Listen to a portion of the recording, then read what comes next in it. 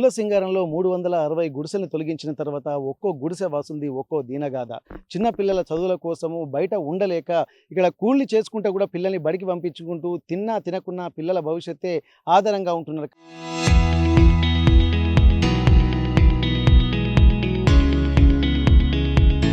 కానీ పిల్లల సర్టిఫికేట్లు కూడా ఇందులోనే ఉన్నాయని చెప్పి చెప్తున్న నేపథ్యంలో ఒక్కొక్కరిది ఒక్కొక్క పరిస్థితి. మరి ప్రస్తుతానికైతే ఇక్కడ తమకు కూడా ఉదయం లేవక ముందే ఇక్కడ పోలీసు వాళ్ళు వచ్చి ఇక్కడ ఉన్నటువంటి గుడిసెలను తొలగించడానికి కూడా తీవ్రంగా పరిగణిస్తున్న నేపథ్యంలో ఏం జరిగిందన్న? అసలు మీకున్నటువంటి ఇబ్బంది ఏంది? మేము పొద్దుగాల 5:30కి లేచినాము. లేచి వచ్చి డిపార్ట్మెంట్ వచ్చినతోనే లేచినాం. పిల్లలు కూడా లేవలే.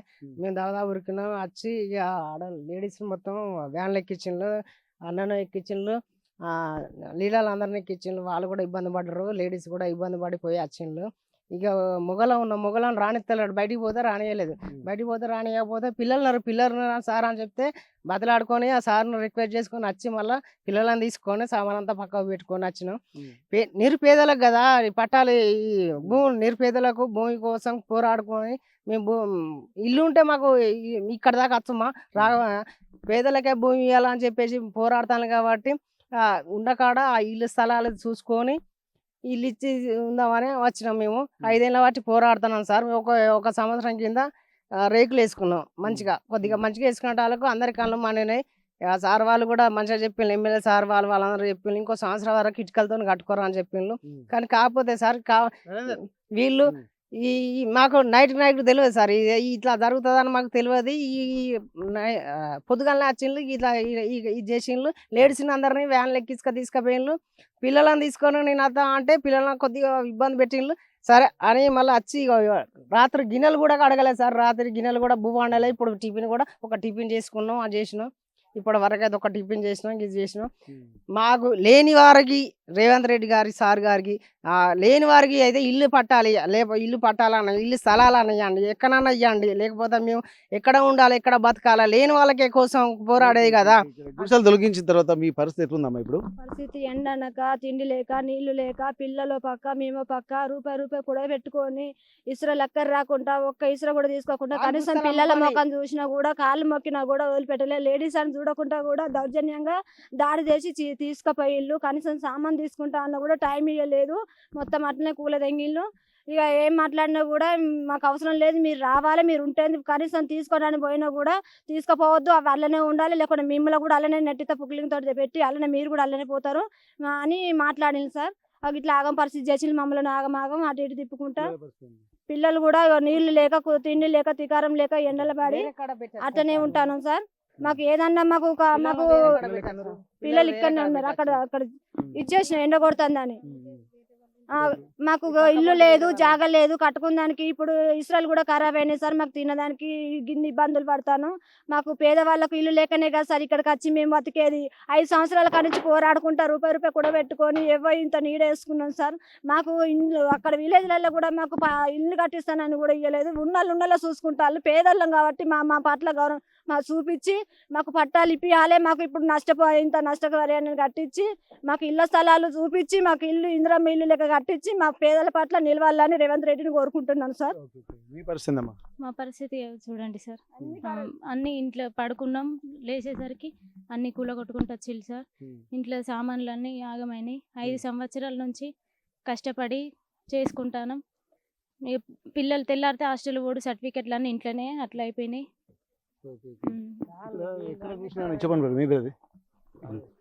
గత 5 సంవత్సరాల నుండి వివిధ కులాలకు చెందిన దళిత, గిరిజన, బలుగు, బలహీన వర్గాలకు చెందిన మేము, నిరుపేదలమైన మేము ఇక్కడ పక్క ప్రభుత్వ భూమిలో నివాసం వేసుకున్నటువంటి సందర్భంలో తెల్లవారుజామున 5 గంటలకు ఎవరు కూడా నిద్రలేవని సమయంలో రెవెన్యూ అధికారులు, మున్సిపాలిటీ అధికారులు ఈ జేసీబీలు, ట్రాక్టర్లు తీసుకొని వచ్చి కనీసము కనువిప్పు తెరిచేలోపే నేలమట్టం చేసి మా కుటుంబాలను ఇక్కడ ఆగం చేసిన పరిస్థితి కనిపిస్తుంది. ఎన్నికల సమయంలో హామీ ఇచ్చినట్టుగా పేదలకు పట్టాలు ఇస్తామని గవర్నమెంట్ చెప్పిన సందర్భంగా మా అందరికీ కూడా ఇదే స్థలంలో ఇల్లు కట్టేయాలని మేము అందరి పక్షాన కోరుచున్నాం భారత కమ్యూనిస్ట్ పార్టీ తరఫున. మొత్తం చూస్తాం ఇక్కడ ఎందుకంటే ఒక్కొక్కరికి అందుకే ఉదయం ఇక్కడి నుండి తరలించేటువంటి క్రమంలో తోపులాట జరిగింది. మహిళలని కూడా చూడకుండా మహిళా పోలీసులు లేకుండా కూడా తమను ఇబ్బందులకు గురి చేశారని చెప్పంటారు. ఇప్పుడే హాస్పిటల్కి వెళ్ళి ట్రీట్మెంట్ చేసుకొని వస్తున్నటువంటి వ్యక్తులు మనతో ఉన్నారు. ఏం జరిగిందమ్మా అసలు ఇంత పెనుగులాట జరిగింది అంటున్నారు, తీవ్రంగా తీసుకొచ్చి ఇక్కడ లోపల వేశారని చెప్పి అంటున్నారు. మరి ఏం జరిగింది ఉదయం ఎట్లాంటి పరిస్థితులు ఉన్నాయి? పొద్దున మార్నింగ్ 5 o'clockకి పోలీసులు వచ్చిందండి. వాళ్ళు 300 మెంబర్స్ ఉన్నారు, మేము ఒక 100 మెంబర్స్ ఉన్నాం. వాళ్ళు అలా వచ్చి మా మీద దాడి చేయడం ఎంతవరకు కరెక్టో మాకు తెలియదు. చిన్న చిన్న పిల్లలతో పడుకుంటున్నాం మేము.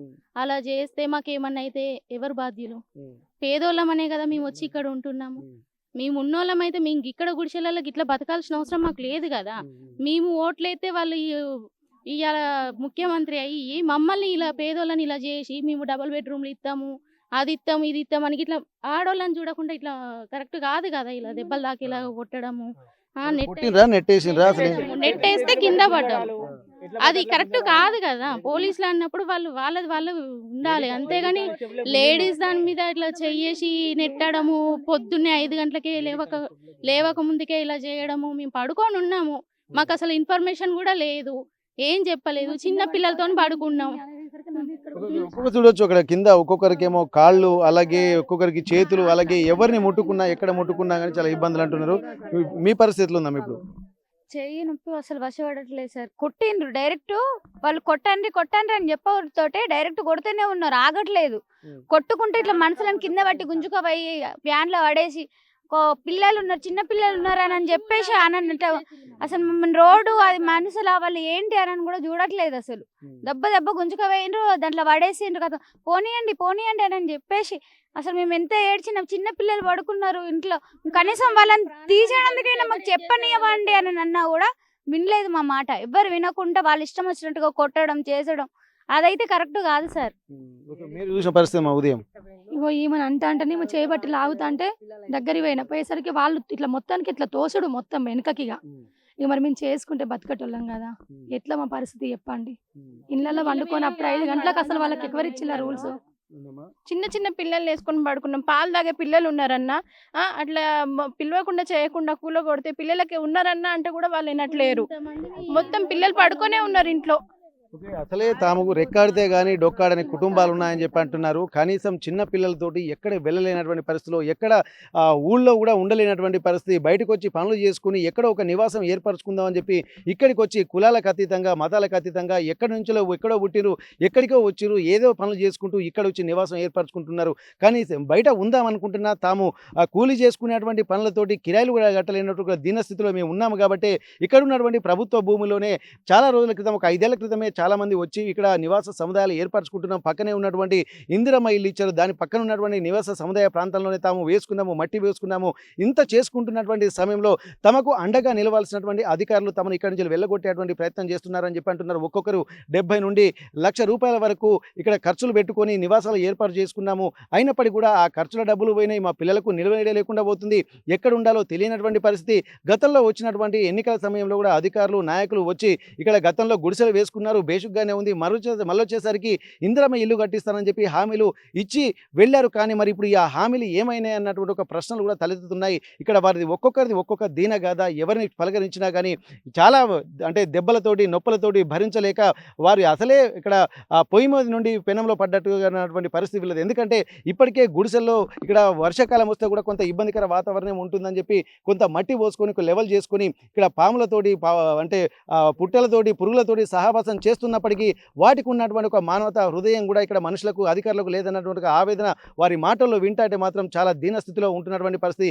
ఇక్కడ ఇప్పటి వరకు ఉదయం నుంచి జరిగినటువంటి పెనుగులాటల్లో ఎంతో ఇబ్బందులు పడుతున్నాం. ఒక్కొక్కరికి చేతులు, కాళ్ళు, అలాగే మెడల మీద కూడా దెబ్బలు తాకి అనేక ఇబ్బందులు పడుతున్నటువంటి పరిస్థితుల్లో అధికారులు మాత్రం ఇప్పటికైనా సరే తమకు నష్టపరిహారం చెల్లించుకుంటూ ఇదే ప్రాంతంలో తమకు పట్టా భూములు కొంతమందికి ఇచ్చారు, 40 మందికి ఇచ్చారు. కానీ మరికొంతమంది కూడా పట్టాలు ఇచ్చి ఇక్కడే నివాస సముదాయాలు ఏర్పాటు చేసి మమ్మల్ని ఆదుకోవాల్సినటువంటి ఆ విజ్ఞప్తి మాత్రం చేస్తున్నారు. మరి పేదల ప్రభుత్వం అని చెప్పుకుంటున్నారు. మరి పేదల కోసం కాకుండా ఎవరి కోసం ఒక్కొక్కరు వందల ఎకరాల భూములు కబ్జాలు చేస్తున్నప్పుడు అటువంటి వాళ్ళని వదిలిపెట్టి మా మీద పడి సాధించేది ఏముందన్నటువంటి ఒక ఆవేదన వారి మాటల్లో వింటంటే వారి ఆక్రందనలు ఉదయం నుండి ఇప్పటి వరకు మిన్నంటిపోతున్నటువంటి పరిస్థితి. చిన్నపిల్లలను ఇక్కడ ఉంచలేక ఎండలో ఉండలేక పక్కనే ఉన్నటువంటి నీడ ప్రాంతాల్లో ఇక్కడ వారు ఒక దగ్గర కూర్చునబెట్టి అందరం ఇక్కడికి వచ్చామని చెప్పి అంటున్నారు. అధికారులు మాత్రం ఒక యుద్ధ ప్రాతిపదికన చర్యలు తీసుకోవాల్సి ఉంటుంది. ప్రభుత్వం మాత్రం ఇక్కడ ఉన్నటువంటి పేదల పక్షాన నిలిచి పేదలకు ఇల్లు కట్టించాల్సినటువంటి బాధ్యత తీసుకొని తమకు ఉన్నటువంటి ఒక నిబద్ధతను చాటుకోవాల్సినటువంటి అవసరం ప్రభుత్వంపై ఉందన్నటువంటి ఒక విజ్ఞప్తిని కూడా చేస్తున్నటువంటి పరిస్థితి. హనుమకొండ జిల్లా గుండ్లసింగారం నుండి కెమెరా పర్సన్ వంశీతో వెంకటరత్నం, RTV, వరంగల్.